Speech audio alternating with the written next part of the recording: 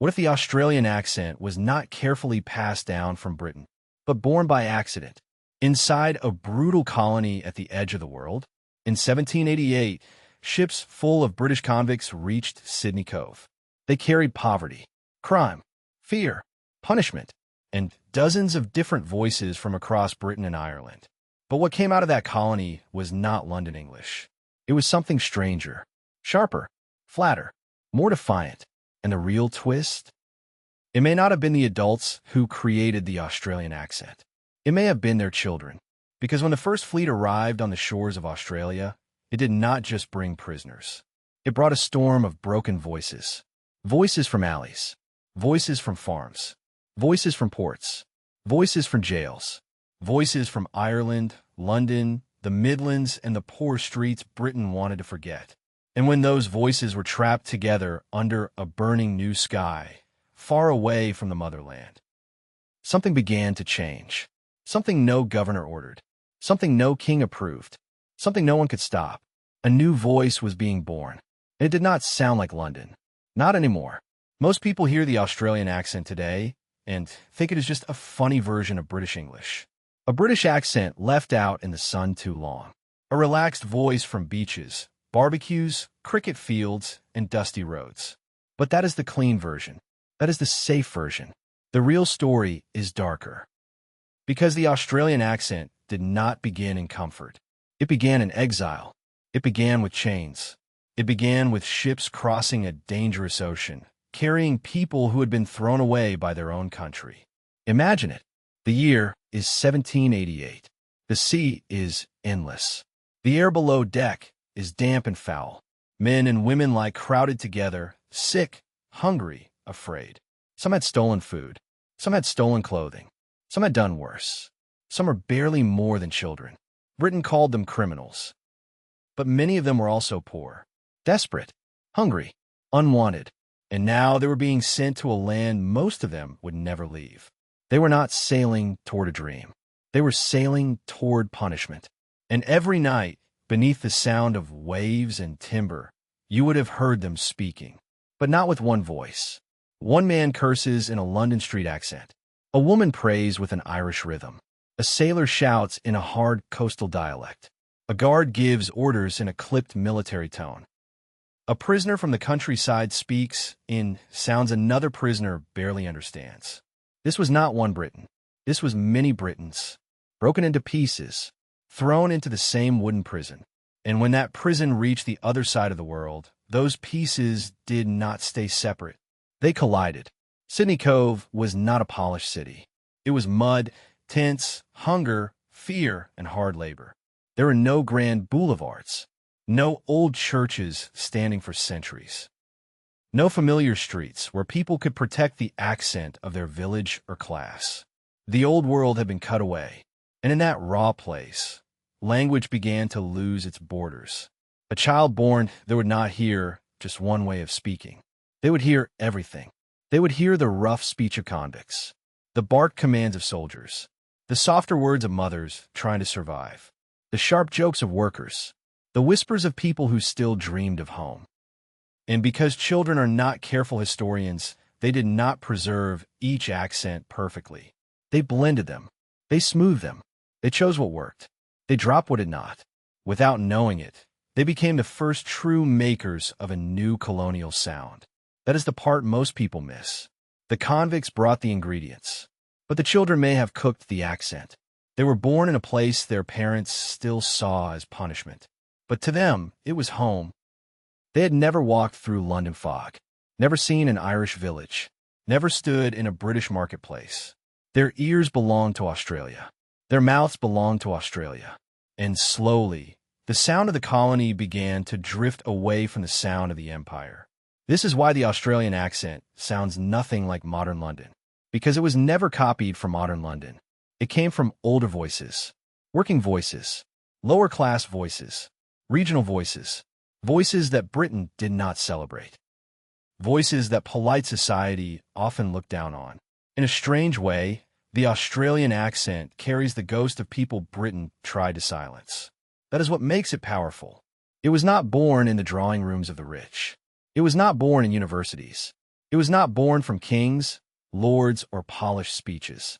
It was born from people under sentence. People who had lost almost everything. People who had been pushed to the edge of the map.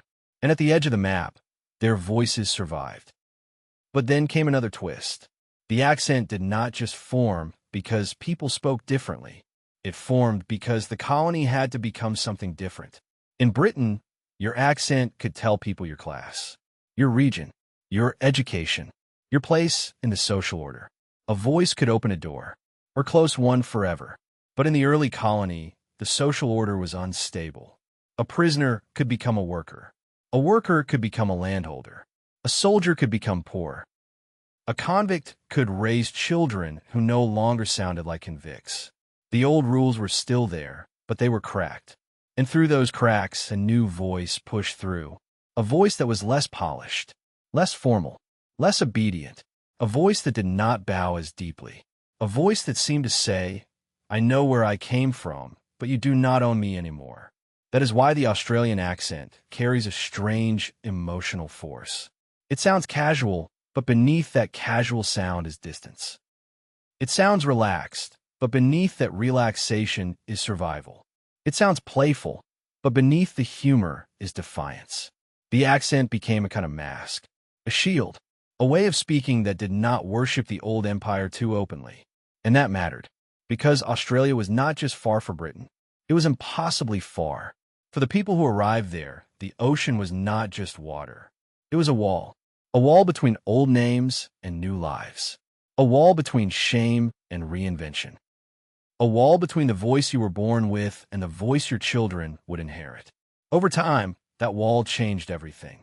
The colony kept receiving new people, more convicts, more settlers, more Irish voices, more British voices, more speech from different regions and classes. But the children kept doing what children always do. They made the chaos normal. They turned noise into pattern. And by the early generations born in Australia, something recognizable had begun to appear. A sound that was no longer simply British. A sound that belonged to the colony. And here is where the mystery becomes even more unsettling. The accent was not just a way of speaking. It became a way of belonging. Because in a place built on exile, belonging was not simple. Many early settlers were ashamed of convict origins. Some tried to hide them. Some wanted to sound more refined, more British, more respectable. Others leaned into the roughness.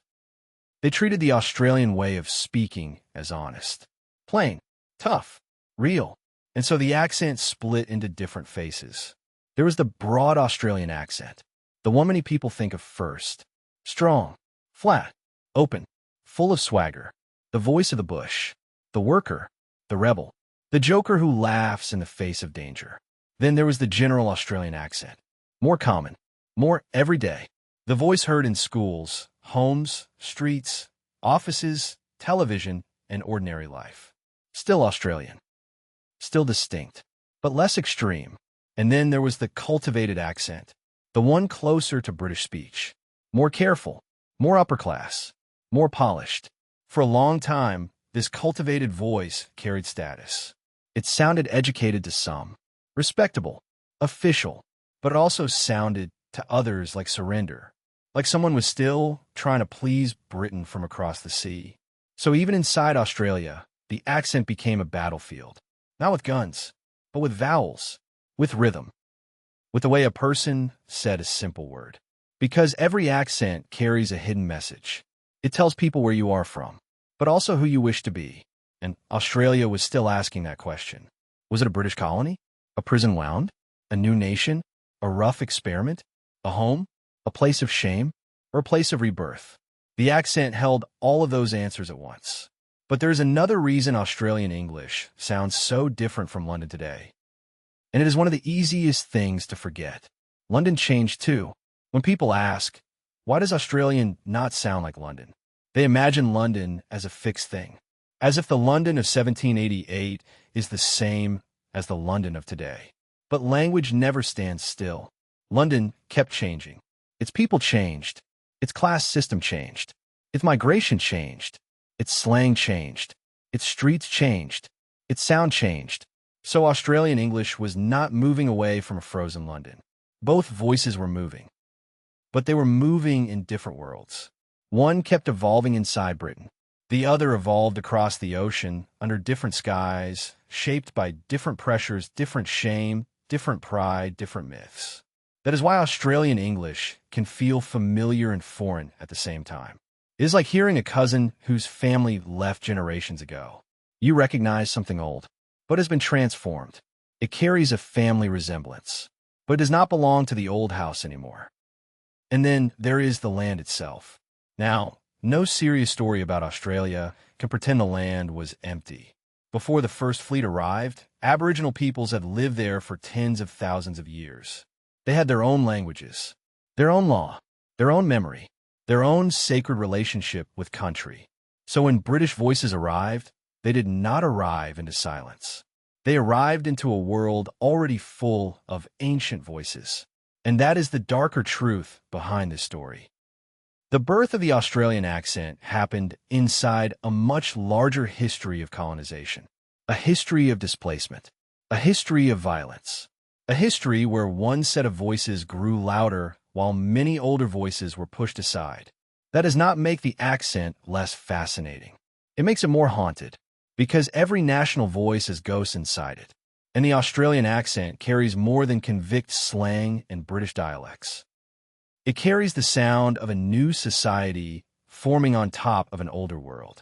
It carries the tension of people trying to become free while others were losing freedom. It carries comedy and pain, sunlight and shadow, pride and silence. That is why the story cannot be told as a simple joke. It is not just convicts talked funny and Australians inherited it. No, it is deeper than that. It is the story of empire losing control of its own voice.